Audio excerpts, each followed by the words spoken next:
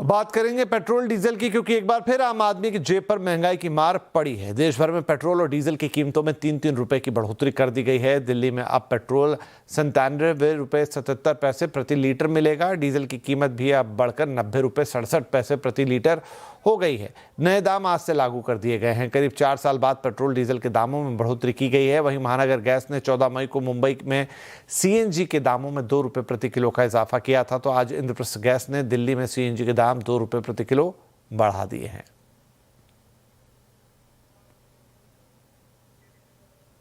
Petrol और diesel के दामों में आज से बढ़ोतरी के बाद आम जनता क्या कह रही है, हमारे संवाददाता आलोक प्रियदर्शी ने दिल्ली के एक पेट्रोल पंप पर जायजा लिया और वहां लोगों से बातचीत की।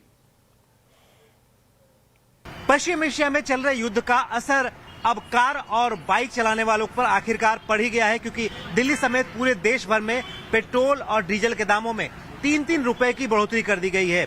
इसी के साथ दिल्ली में जो पेट्रोल की कीमत है वो 94 रुपए 77 पैसे से बढ़कर 97 रुपए 77 पैसे हो गया है। वहीं डीजल के दामों में बढ़ोतरी 3 रुपए की गई है, जिसके बाद अब डीजल के दाम 87 रुपए 67 पैसे प्रति लीटर से बढ़कर 90 रुपए 67 पैसे प्रति लीटर हो गया है।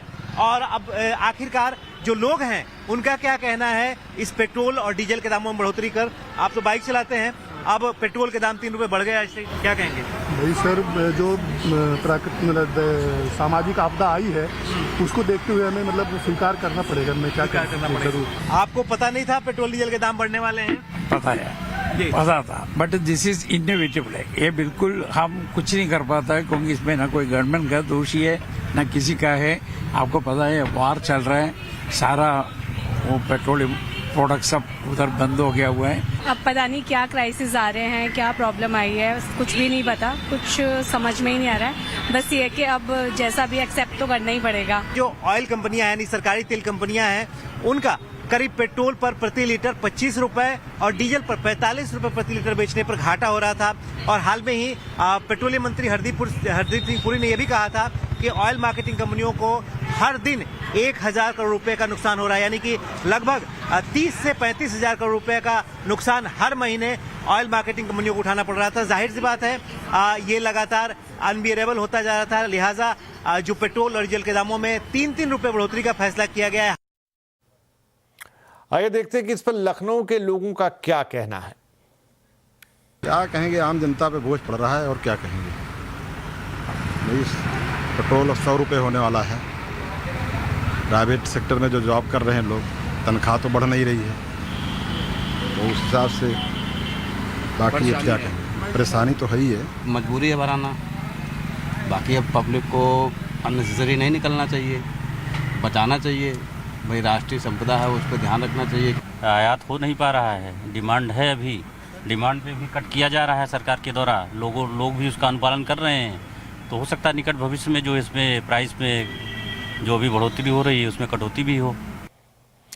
पेट्रोल डीजल के दामों की बढ़ोतरी पर यूपी के सीएम योगी आदित्यनाथ का बयान आया है। उन्होंने कहा है कि सप्लाई चेन बनाए रखने के लिए कई प्रयास जारी हैं। दुनिया में बड़े देशों में दाम कई गुना बढ़ चुके हैं, भारत ने दाम नियंत्रित कर रखे।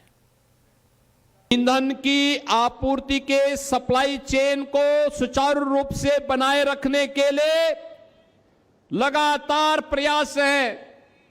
दुनिया के अंदर बड़े बड़े देशों में डीजल, पेट्रोल, एलपीजी के दाम कई गुना बढ़ गए हैं। भारत ने अब तक नियंत्रित करके रखा, लेकिन हमें विपक्ष के नकारात्मक राजनीति और नकारात्मक नैरेटिव का शिकार नहीं होना है।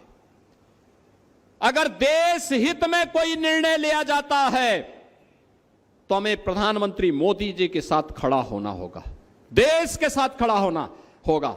याद रखना, देश से बढ़कर के कोई नहीं। इधर आरजेडी नेता मनोज झा ने भी अपनी प्रतिक्रिया दी और कहा कि सरकार हम पर पैनिक कराने का आरोप लगा रही थी, लेकिन अब कर रहे हैं तेल कम खाओ।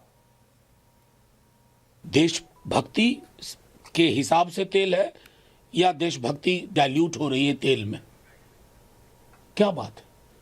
जो सबसे बड़ा आहत वर्ग है, मध्यम वर्ग और निम्न आय वर्ग, वो सरकार की चिंताओं में कहीं नहीं है।